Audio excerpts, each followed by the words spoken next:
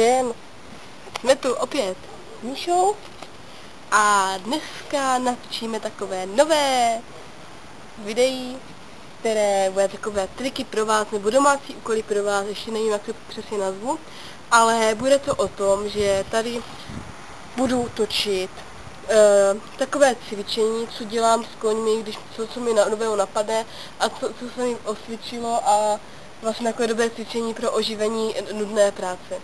A dneska to bude takové, není napojení jako napojení, protože strašně moc lidí říká, že na začátku práce si máš napojit koně. Ale už nikdo neřekne jak, nebo dobře říkají, že jo, na kruhu, ať běhá jako magot do kolečka, nebo různé obměny. Ale už spousta lidí neví, že co to vlastně to napojení je. A jakoby, že toho se dá docílit úplně jednoduše i tím voděním toho koně. A to napojení je prostě to vědomí, že ten kůň je s náma a chodí za náma a je rád s náma, protože ví, že u nás je klid a chce být s náma, protože jsme autorita a rád se nás bude poslouchat, protože je to unavující pořád jako šéfovat. Takže dneska vám ukážu, jak toho docílit i bez honění do kolečka. Bude to práce na kruhu, bude to i chození a takhle. Takže nebere to jako bednou minci, prostě bere to jako informaci, no jako nenechte se tím inspirovat a můžete udělat různé obměny a budete vidět jak na to a co to přesně je. Takže teďka víme, že napojení to není o tom běhání a že kůň prostě je unavený, konečně za náma, ale je to o tom, že ten kůň uzná, že s náma je mu dobře, víš, a stojí u nás, i když na ní není, ale můžete to trénovat klidně i že na ní něco máte. A je to vlastně dneska, bude to taková i práce s tělem a práce s tlakem, takže uvidíte sami a klidně řekněte, jak se vám to potom líbilo. Tak, zatím ahoj! První věc je, že s tím koněm nějak chodím, jakoby společně. Takže je to prostě na tom vodítku, anebo takhle ve volnosti a tím tělem a pomocí i těch hůlek z začátku se mu snažím říct, že chci, aby byl se mnou a aby reagoval na moje podněty. Takže, pojď, jdeme.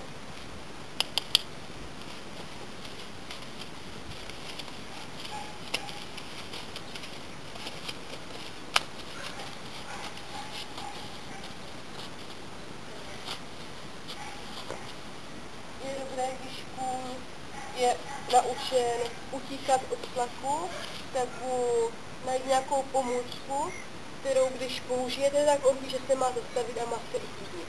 Já u Míši používám ustoupení zádí, protože je to velice praktické, že směruje tu svoji energii dopředu, do strany a jakoby dozadu, protože při ustupování je to spíš ta energie, kde musí jít dozadu. Takže to se nám usvědčilo, takže pokud, když mu budu chodit s zadkem, tak to není proto, že bych ho pobízela, ale že mu dávám tlak na záď, aby si ustoupil a tu hlavu dala i ke mně a můj se to. A vlastně druhá věc je, že občas zůstnu, to jsme se naučili, když jsme šli z pastviny, tak jsem mu tím vystavovala a on si vždycky dal šumák v mé ruce, takže to je taková druhá pomůcka. Takže najděte si, co bude vyhovovat vám a vašemu koni pro pochopení toho, co po něm chcete. A když se něco děje a není to, jak by mělo, tak vyzvěte k tomu, aby kůň zastavil, oba vás se uklidníte v pauze, která je velice důležitá, a potom to začnete znovu v klidu. Je zbytečné, když vidíte, že to kazí, to začít nějak rotit a stresovat se. To potom k ničemu nevede. A já tady tak budu kecat, že?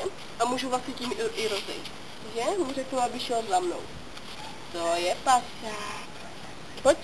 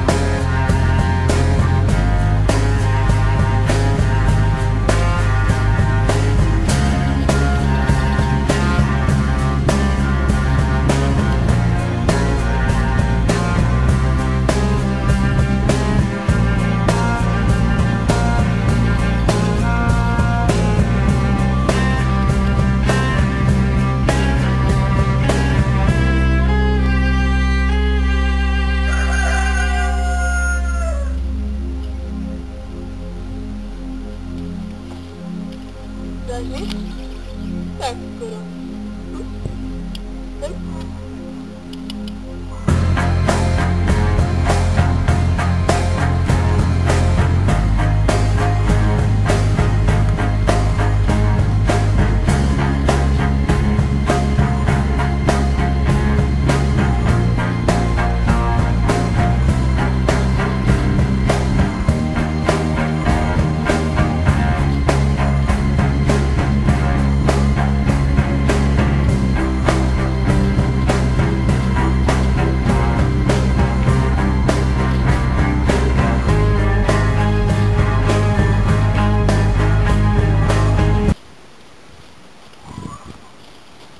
Sami vidíte, že už tam jsou náznaky a příprava na chození na kruhu ve volnosti a vodění koně na kruh.